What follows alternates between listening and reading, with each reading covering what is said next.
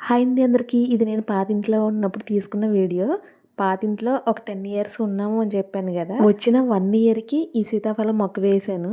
మనం వేసాము ఏదైనా మొక్క అంటే అది కాసినా, పూసినా భలే హ్యాపీ అనిపిస్తది. పూల మొక్కైనా సరే, అది కాయల మొక్కైనా సరే. మనం ఇంట్లో వేసుకున్న చిన్న చిన్న మొక్కలకి ఇలా చిన్న చిన్న కాయలు కాస్తేనే ఎంత ఆనందపడతామే. అదే ఒక రైతు పొలంలో పంట వేసి చివరి వరకు ఏ ఆటంకం లేకుండా పంట చేతికొస్తే ఆ రైతు ఇంకెంత ఆనందపడతాడు అనిపిస్తది నాకు. ఈ వీడియో నేను సమ్మర్‌లో తీసుకున్నాను.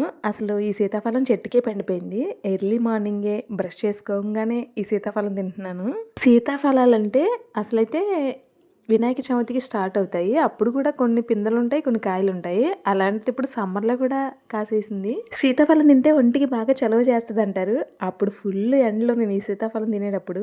మేము కొత్త ఇంట్లోకి వచ్చి కూడా 1 మంత్ అయిపోతుంది. అంతకుముందు ఈ వీడియో తీసి కూడా చాలా రోజులవుతుంది. ఇన్ని రోజులకే వీడియో పెట్టేది అని అనుకోకుండా కాస్త సబ్స్క్రైబ్ చేసుకోండి.